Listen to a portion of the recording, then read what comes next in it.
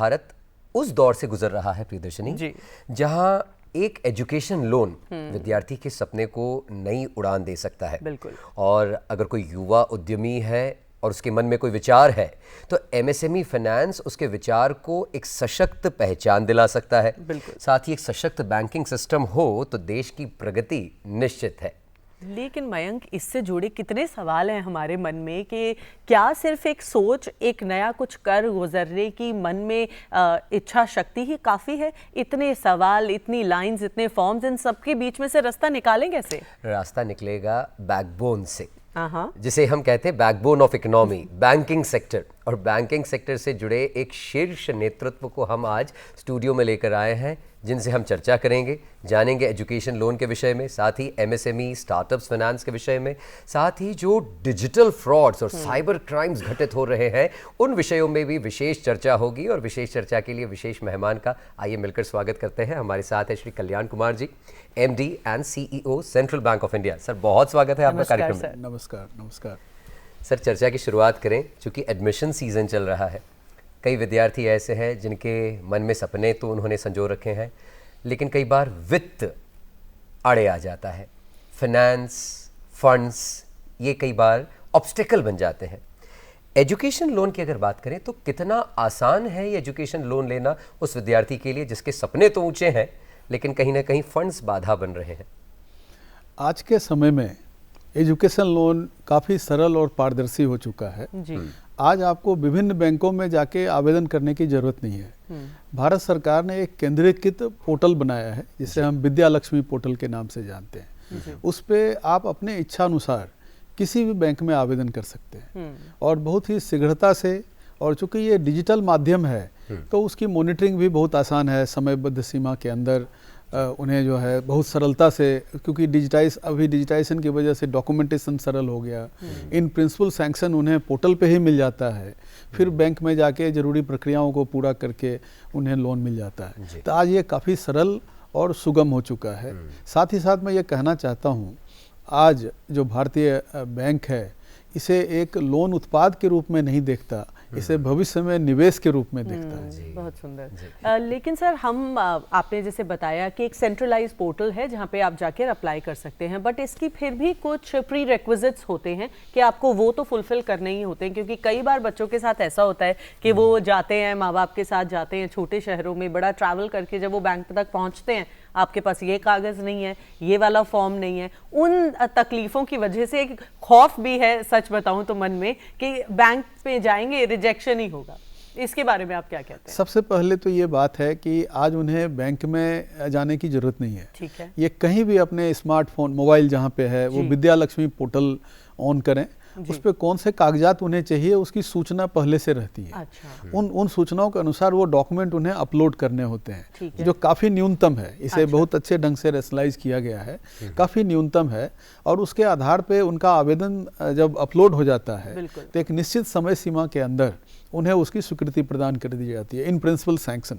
अच्छा। जिसको लेके तब वो उसी ब्रांच में जाएंगे और वो इन प्रिंसिपल सैंक्शन है तो रिजेक्शन का सवाल नहीं उठता। जी सर, लोन सैंक्शनिंग प्रक्रिया का कोई क्राइटेरिया है कि कोई इंस्टीट्यूशन जिसमें बच्चा दाखिला लेना चाहता है, एडमिशन लेना चाहता है, वो कोई स्पेसिफिक कैटेगरी का होना चाहिए, या बच्चे का मेरिट कोई क्राइटेरिया हो एजुकेशन लोन के लिए? देखिए, अभी जो बच्चे अभी करीब 862 हाई क्वालिटी एजुकेशनल इंस्टीट्यूट हम लोगों ने सेलेक्ट किए हैं जो विद्या लक्ष्मी पोर्टल पे उपलब्ध है।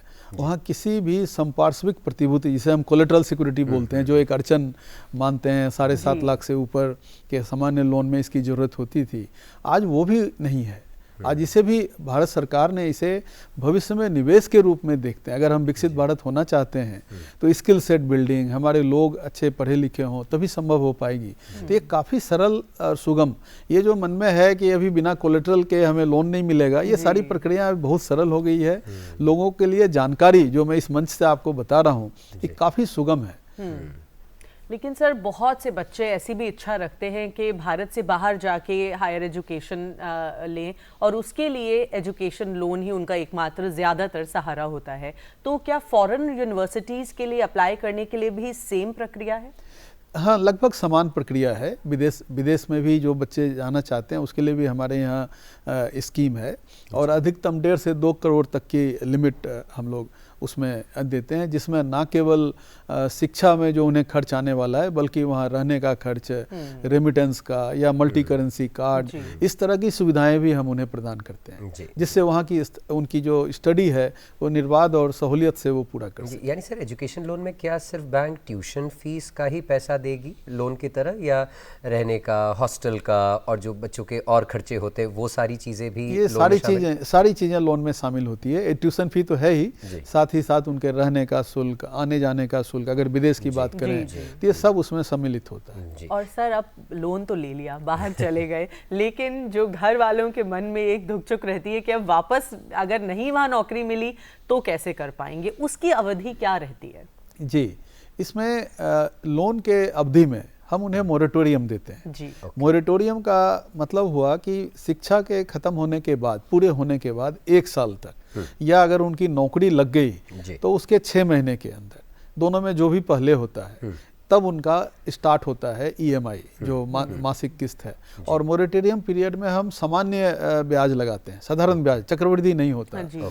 तो ये सहूलियत देते हैं ताकि वो अपने कैरियर में अच्छे से व्यवस्थित हो लें, अपनी ज़रूरतों को पहले पूरी कर लें, फिर बैंक का किस्त इसमें वो दें। तो ये सहूलियत हम लोग सैंक्शन में ही देते हैं जी। सर इसमें प्रिंसिपल बोरोवर किसको माना जाता है, बच्चे को या उसके पेरेंट गार्जियन को? पेरेंट गार्जियन को अप्लीकेंट होते हैं, बच्चे मेन अप्लीकेंट होते हैं। अच्छा, यानी जो अगर क्रेडिट स्कोर देखा जाता होगा या इसमें बैंक एजुकेशन लोन में बैंक क्या क्रेडिट स्कोर देखता भी है? हाँ, क्रेडिट स्कोर देखी जाती है। तो क्रेडिट स्कोर सामान्यतया बच्चों का क्रेडिट हिस्ट्री नहीं होती है तो इसमें कोई दिक्कत नहीं है। तो पिता या माता जो को अप्लीकेंट होते हैं उनके क्रेडिट स्कोर रहते हैं, बट ये कोई क्राइटेरिया नहीं है एप्लीकेशन। कई बार ऐसा होता है बच्चे बाहर जाते हैं, कोई किसी भी वजह से, कोई ग्लोबल क्राइसिस हो सकता है, इकोनॉमिक क्राइसिस हो सकता है, अगर नहीं उनको मिली और EMI शुरू हो गई, नौकरी है नहीं हाथ में, तो फिर वो ऐसे में बच्चे क्या आपको संपर्क कर सकते हैं, अपनी समस्या बता सकते हैं, उसका कोई हल है? बिल्कुल है। देखिए, यह ना केवल एजुकेशन लोन, बाकी जगह भी अगर परिस्थितियां विपरीत है, जो हमारे कंट्रोल से बाहर है, तो रिहैबिलिटेशन के स्कीम्स होते हैं जिसके अंतर्गत हम उन्हें सहूलियत प्रदान करते हैं। यानी एजुकेशन लोन की तो बात इतनी सारी हो गई सर से, अब थोड़ा होम लोन की भी बात कर ले सर, क्योंकि व्यक्ति एजुकेशन पाना एक सपना है, तो कईयों का ये सपना होता है कि अपनी खुद की छत हो सिर पर।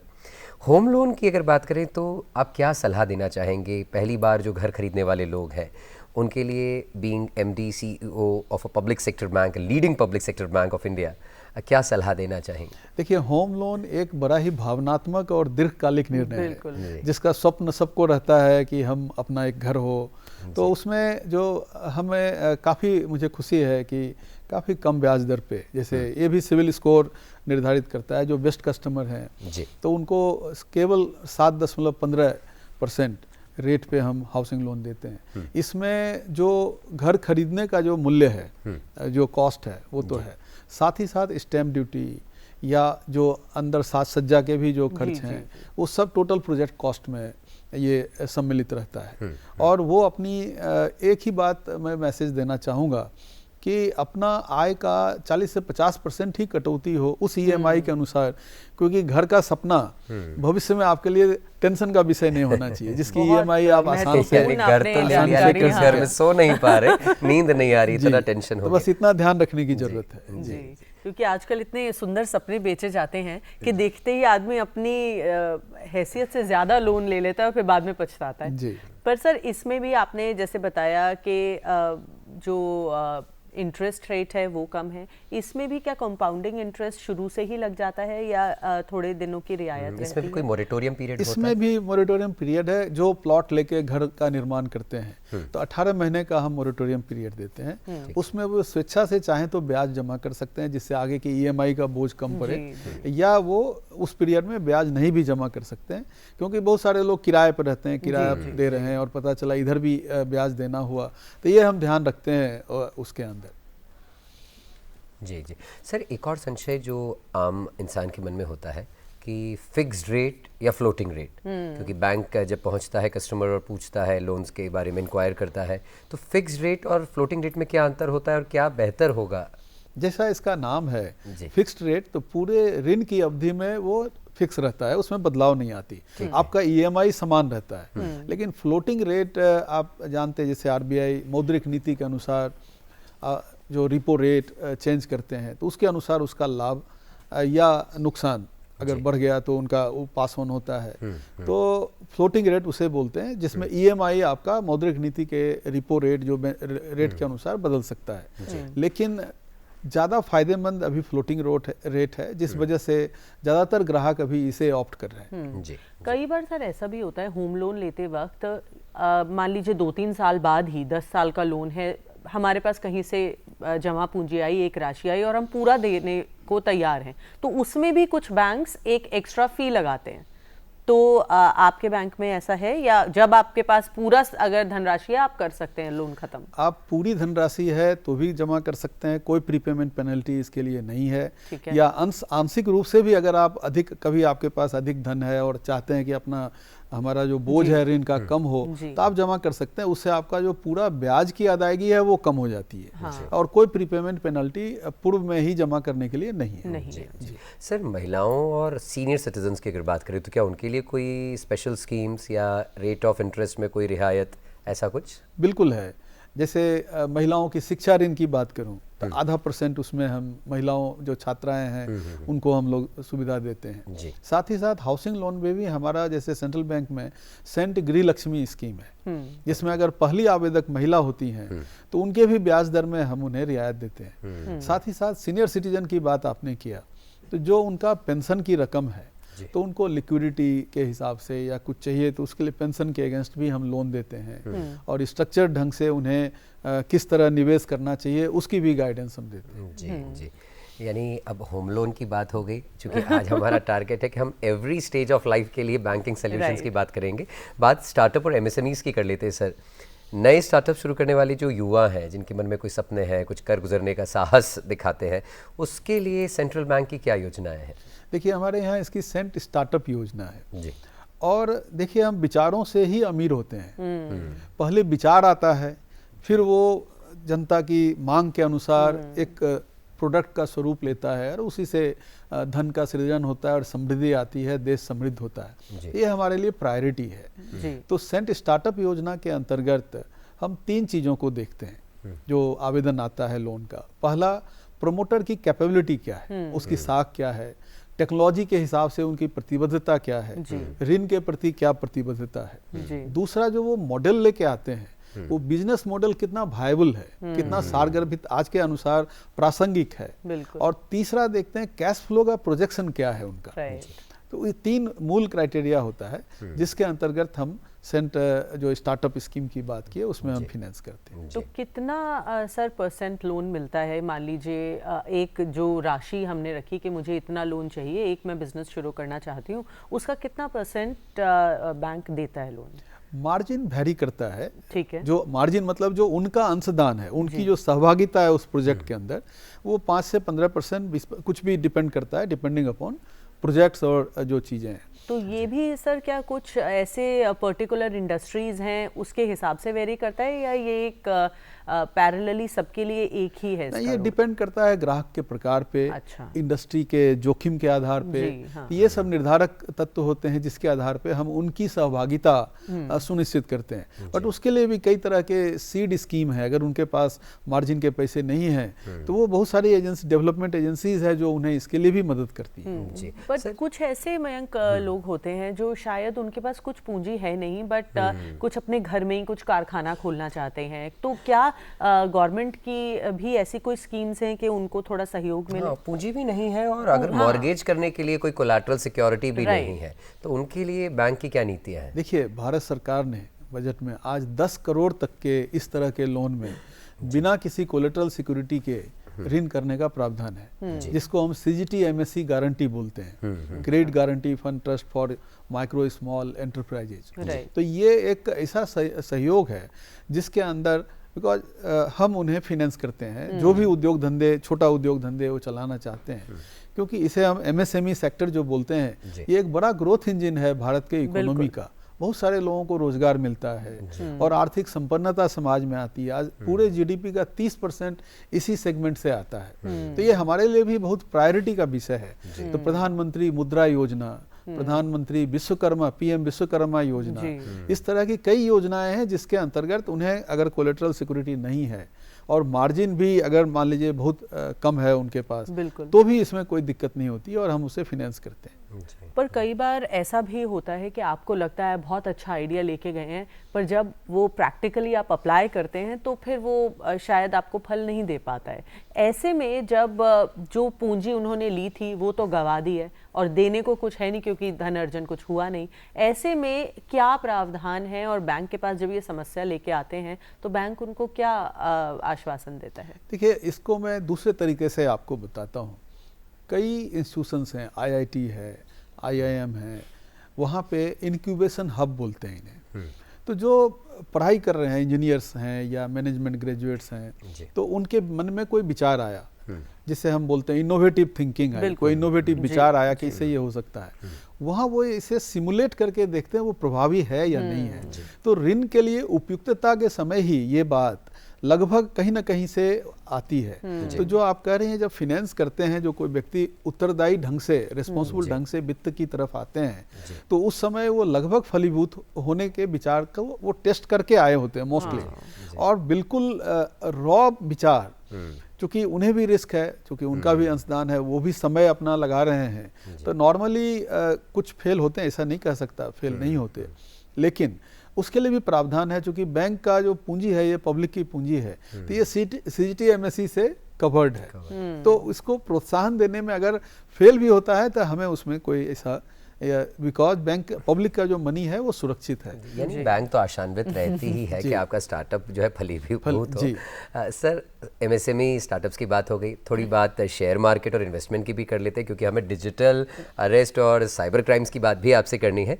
जो नए निवेशक हैं उनके लिए फाइनेंशियल प्लानिंग, वेल्थ मैनेजमेंट, इन सब से जुड़ी भी कोई सेवा या सहायता बैंक प्रोवाइड करता है? बिल्कुल, हम उन्हें डीमैट, ट्रेडिंग, बचत खाते के साथ साथ ये भी सुविधाएं देते हैं। साथ ही साथ हम उन्हें कहाँ निवेश करना चाहिए, जैसे मान लीजिए यंग जनरेशन है, उन्हें हम प्रेरित करते हैं फाइनेंशियल लिटरेसी सेंटर के माध्यम से, या जहाँ भी इंटरेक्शन हमारे मार्केटिंग ऑफिसर हैं, वेल्थ मैनेजर्स हैं, वो बताते हैं आप म्यूचुअल फंड और एसआईपी में इन्वेस्ट करें भविष्य में, चूँकि उनके पास अवधि है, वो कमाना शुरू किए और इस हिसाब से करते हैं। जो सीनियर सिटीजन्स हैं या 50 साल से अधिक के व्यक्ति हैं, उनको हम सलाह देते हैं आप एफडी या रिकरिंग डिपॉजिट करें, जिससे कि उनका सुरक्षित हो, रिस्क कम हो।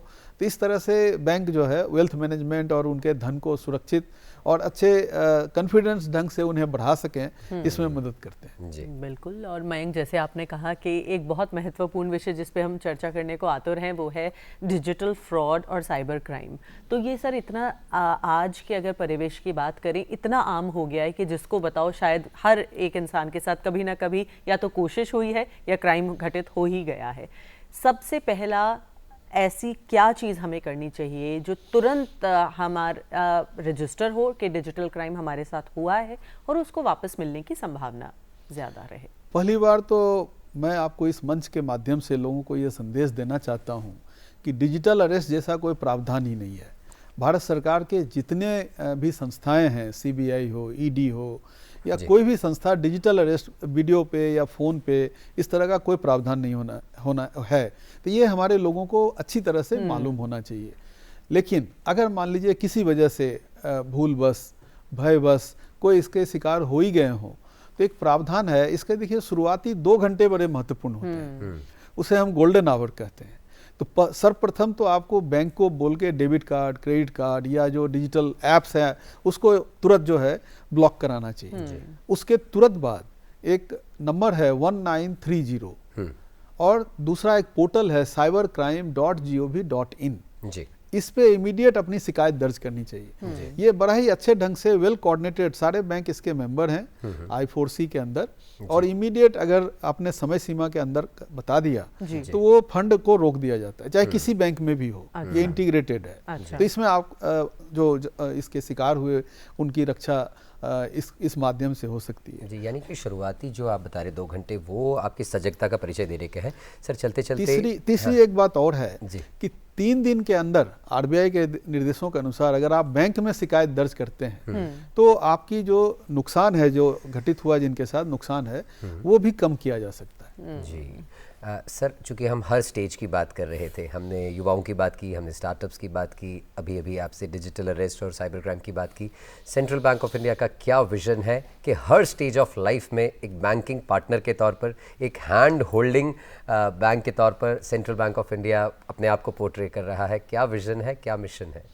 सेंट्रल बैंक ऑफ इंडिया, देखिए हमारे पास बच्चे के जन्म लेने से लेके उनके पूरे जीवन के विभिन्न चरण के हिसाब से हमारे पास प्रोडक्ट्स हैं। जी। तो विभिन्न खाते हैं, जैसे महिलाएं हैं उनके लिए सेंट क्वीन है और अच्छा उसमें है। साथ ही साथ एजुकेशन लोन की मैंने बात किया, उनका शिक्षा ऋण की व्यवस्था है। जी। साथ ही साथ पढ़ने के बाद जो एमएसएमई सेक्टर है या उन्हें रोजगार देने का है कहीं, तो उसके लिए भी हमारे पास लोन के प्रावधान है। स्टार्टअप करना चाहते हैं, वहाँ प्रावधान है। अलग अलग प्रोडक्ट्स हैं। फौज के जो लोग हैं, हमारे भाई हैं, उनके लिए अलग प्रोडक्ट्स हैं जिसमें हम बहुत सारा बेनिफिट उनको देते हैं। साथ ही साथ फिनेंशियल प्लानिंग, उनको फिनेंशियल लिटरेसी, जहां हम वित्तीय जागरूकता पैदा करते हैं। तो हमारे पास RCTs हैं, करीब फिनेंशियल लिटरेसी सेंटर्स हैं, जिसके माध्यम से जो साक्षरता, वित्तीय साक्षरता और आप अपने नए उद्योग धंधे किस तरह लगा सकते हैं। तो केवल फाइनेंसिंग का काम नहीं है, हम मेंटरिंग का भी काम करते हैं, हैंड होल्डिंग का भी काम करते हैं। यानी कुल मिला के ऑल राउंड अगर बात करें, सारे फसेट्स को आप कवर करते हैं सर, और इसलिए आपकी बैंक आपके नेतृत्व में साधुवाद की पात्र भी है, और हम आपके आभारी हैं जो आप कार्यक्रम में जुड़े हैं और आपने इतनी महत्वपूर्ण चर्चा की। बहुत बहुत धन्यवाद सर। बहुत बहुत धन्यवाद।